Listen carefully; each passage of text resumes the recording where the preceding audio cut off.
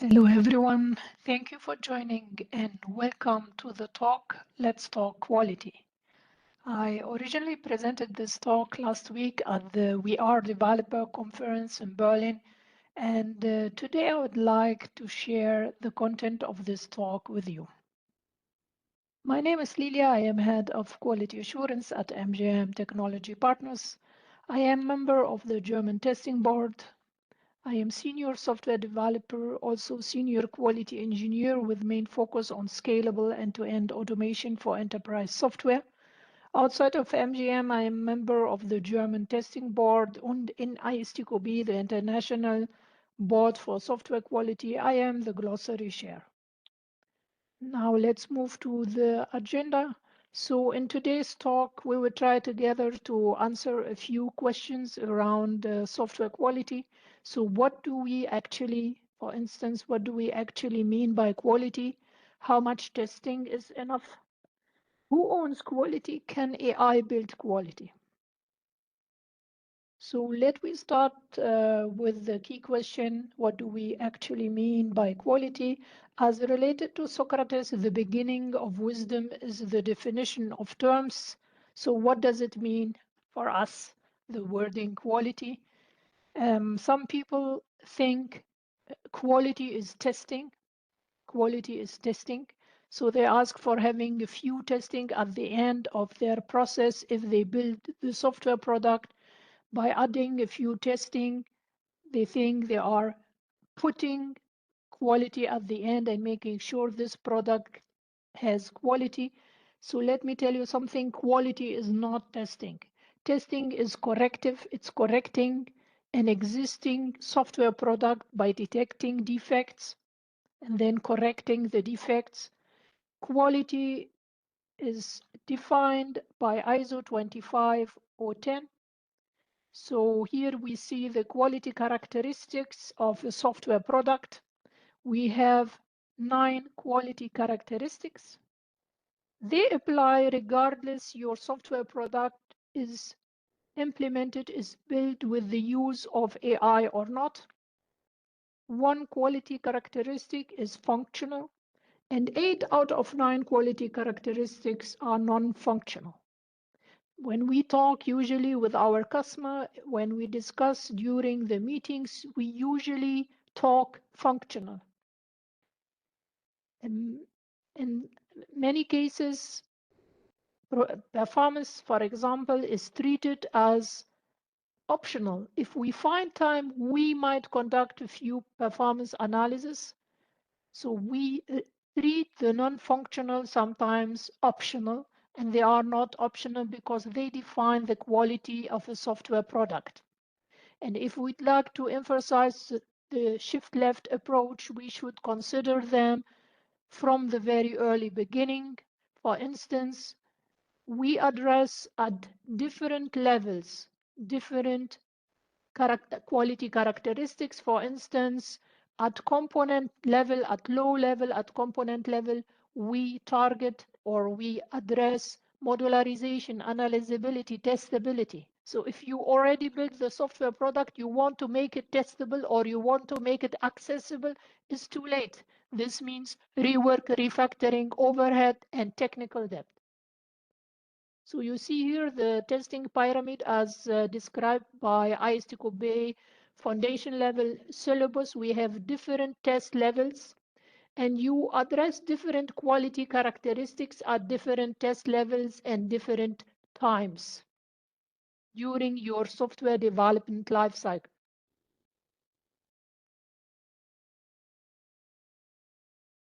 Additionally to the quality characteristics defined by ISO 25010, the ISO 25059 extends the 25010 with AI-specific quality aspects. Now we talk about AI-based applications. AI-based applications. So what are the extensions? First of all, in the AI context, there is no 100% absolute functional correctness. Why? Because we are dealing with a probabilistic system. So here is not absolute the correctness. Then we have functional adaptability because AI learns and adapts from data. Then in the context of reliability, we have robustness. Why? Because we need a reliable performance of AI under uncertainty. Then from the end user perspective, we have two aspects. First of all, the user controllability, which means the ability of the end user of a human to override the AI behavior. Secondly, we have transparency, and this is very important. This is explainability. Transparency is important also in the context of the EU AI Act, which means the ability of the end user to understand the AI decisions, the AI outcome. And last but not least, under security, we have intervenability, which is the ability to prevent or mitigate harm through intervention. So these are the quality characteristics that apply if you have an AI-based software product. So what is quality? So you see on the right side the definition of quality from the IRB International Requirement Engineering Board Glossary. Quality in systems and software engineering is the degree to which a system satisfies the needs of its stakeholders. So it's really important before starting developing and building a software product to identify what are the quality characteristics as expected by the stakeholders, so identifying them. Secondly, you can now prioritize them according to the business impact. And thirdly, you can now analyze the risk. What happens if I don't meet this quality characteristic? Now I am in a position to accept consciously the risk or mitigate the risk. If we don't define quality, we don't engineer quality.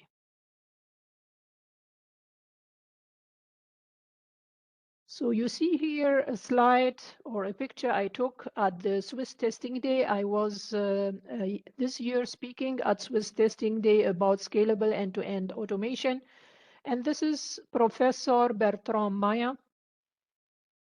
He is a professor at the university in Zurich and a famous author for many books around, many valuable books around software engineering.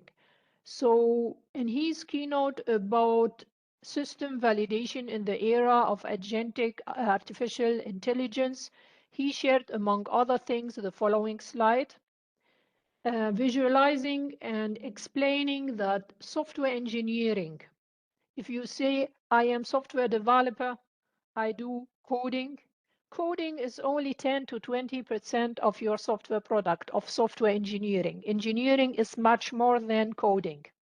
And by the way, coding is already now done by AI.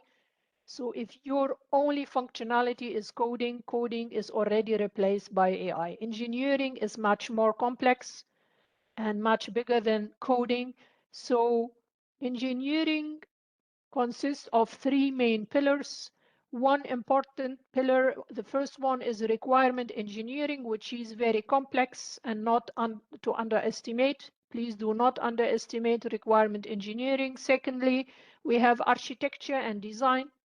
And thirdly, we have validation and verification in the context of quality. So we verify that the system is built correct. So we are verifying against the requirements. And validation, we validate that we build the correct system. So we validate against the end user needs and perspectives. So in the context of software engineering, if you say, I am a software engineer, I am a software developer, you have continuously to critically ask and address and try to answer the following questions. So it's about clarifying, are the requirements clear? Do I need a technical specification? What is about modularization, reusability, my architecture, the scalability? Do I need tests? Do I need unit tests, API tests, integration tests? What kind of tests do I need? What are the dependencies? Is there any side effects? What is about migration? Who is doing the code review for me? What is about security, performance, etc.? So you see, quality is the sum of hundreds of thousand decisions we take along the software development lifecycle. Is not about coding fast, is not. Quality is not added as an add-on at the end by conducting a few testing. Quality emerges from every decision we make from the beginning. So you build quality by answering these critical questions. Now, how much testing is enough? I get this question many times from software developer. And let me try to answer the question. So the ISTQB foundation level describes and introduces the test techniques. If you don't know them, I invite you to read about them. Each technique uncovers different classes of defects. So depending on your needs, when applying the appropriate test techniques, more than one test technique, you are scaling consciously then your tests in the breadth. How far you go with each test technique depends on risks. Higher risks require deeper coverage, then you dig deeper and you test more. Otherwise, you accept consciously the risk and you don't test deeper because the risk is maybe low. So let me try to answer the question, when is enough? If you jump from the requirement to the test case, and now all these rules, all what I am introducing now applies regardless you use AI or not. It doesn't matter. This is a standard. This is a framework, how things work systematically. So if you jump from the requirement to the test case, you are testing by chance the right thing. Breaking down the requirement to test conditions, then applying the appropriate test techniques and deriving systematically test cases and test data makes your tests. You are then preventing both over-testing and critical gaps, and you are then scaling in the breadth and in the depth, and then you might accept risk and consciously keep area untested because they have low risk. And you know when you test it enough, and the nice thing is your test data are complete, consistent, manageable, and you have a nice traceability from test cases and test data back to the requirement. If you cannot define the conditions based on the requirement, you don't understand the requirements, and it makes no sense to generate the test cases. Now let me answer the question, when is enough? If you define your test conditions, you apply the appropriate test technique, and you understand which quality characteristics and risks must be addressed, you know when you have tested enough.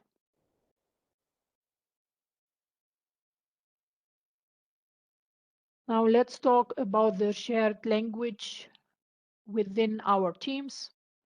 So we need to discuss, we are the majority of the time in meetings, in calls, and when working within a software project, we talk during our communication. We talk 4 different languages when communicating, 4 different languages at the same time.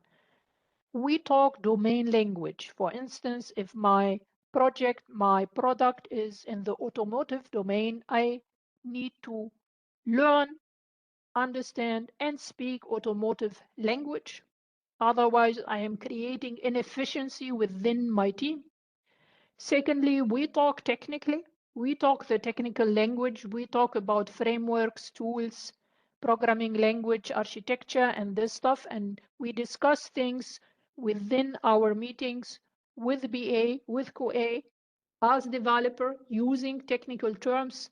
So we need common terms, common understanding so that we can communicate efficiently. Then, as I mentioned before, we have 3 pillars that build our software product, which are quality, software architecture, and requirements.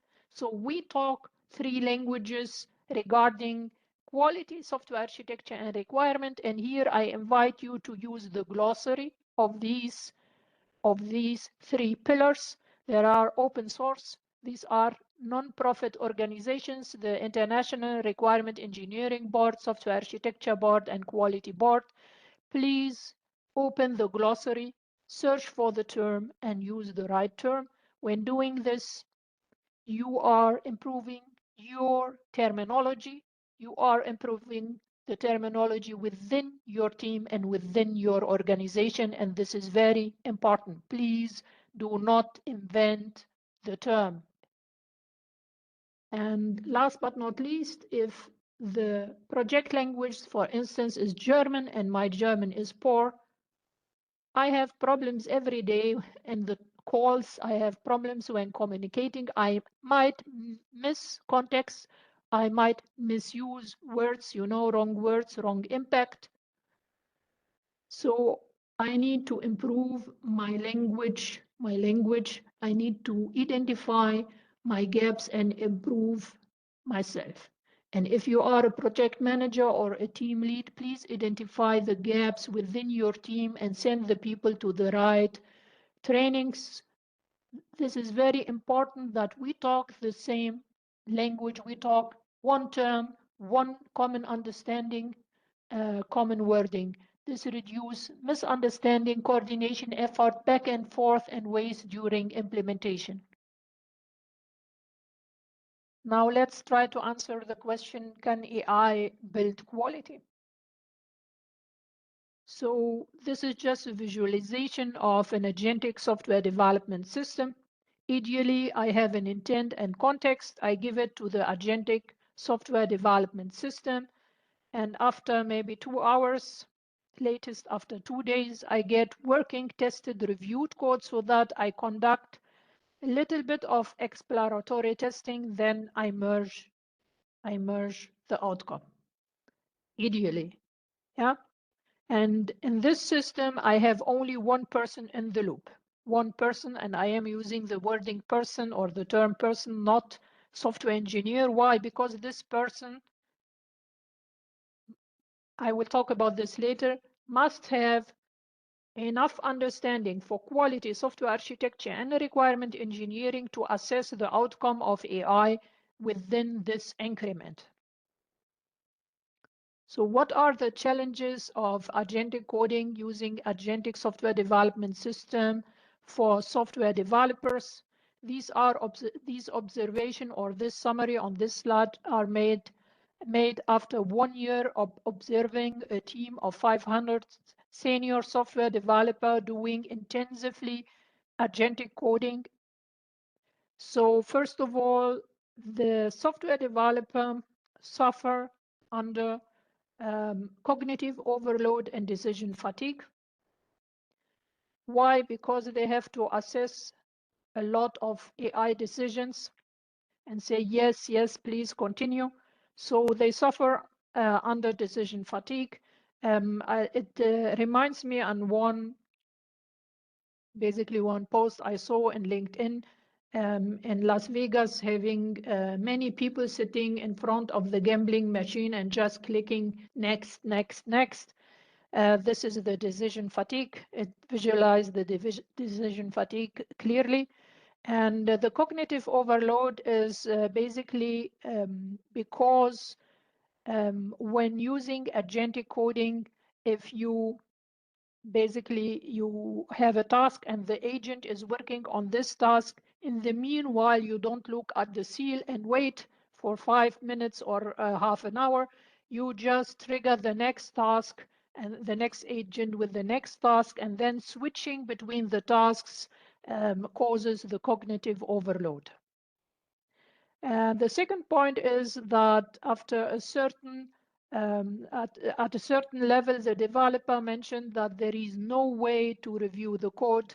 Why? Because it's too much outcome, too much code, and the code reviews are not applicable. So the code is now for the software developer a black box. The third point is the developer mentioned that at least 30% of the AI generated tests are poor. And as you know, software developer, when it comes to quality, are normally or usually very euphoristic. And for me, as a quality engineer, I am a little bit skeptical. And I guess 30% of the tests are good, the rest is poor, rather than 30% of the AI generated tests are poor. But it's just a guess. And the software developer mentioned that AI is now, or the agentic system is conducting frequent large-scale refactorings. And the developers are happy that because they have now so much tests, they can afford this kind of large-scale refactorings.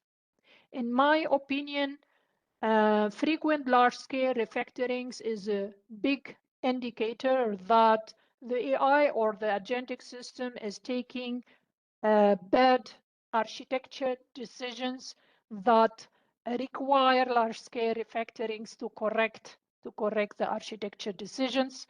And the last point is the following: the developer are now at scale doing TDD, test-driven development, which means red, green refactor. And here I would like to bring a critical point.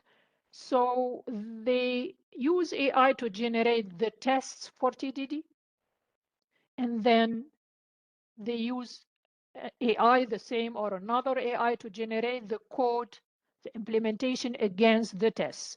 As we mentioned, you might have fluff in the tests.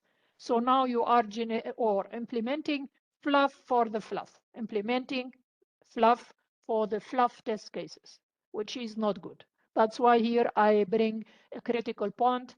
And I would like to mention that if you do TDD, it's really important that you assess the tests and the quality of the tests, or you write them by your own, rather than doing AI against AI and then you have fluff for the fluff.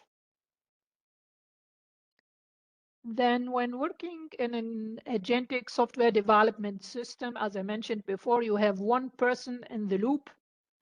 And it's very important now to assess the outcome generated, AI generated outcome. To assess this outcome, it's really important, essential that this person has a minimum engineering foundation of quality software architecture and requirement engineering in order to be able to assess the outcome. So in my opinion, at least the foundation level of these foundation level of quality requirement engineering and software architecture is required. These are, in my opinion, core skills for agentic coding, so that you are able to assess the outcome much better. So let me summarize. AI change how we build the software. AI is at the end of the story not accountable. This is us. This is the person in the loop is accountable. That's why I require that this person has strong engineering foundations. AI change how we build the software, but it doesn't change who is responsible for the quality. Quality is us. We are responsible and accountable for the quality.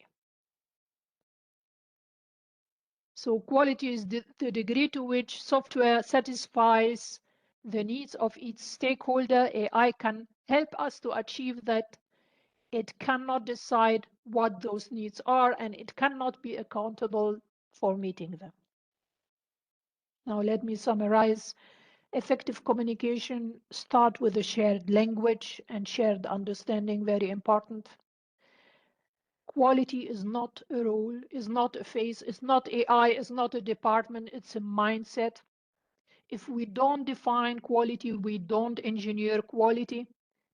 Quality engineering is an integral part of the software development lifecycle, regardless you use AI or not. Quality is a shared responsibility. We humans are accountable for the quality of our software products. So stop hoping for quality and start engineering quality. Thank you so much for your attention. I hope you liked the talk. See you around. Thank you so much. Bye bye.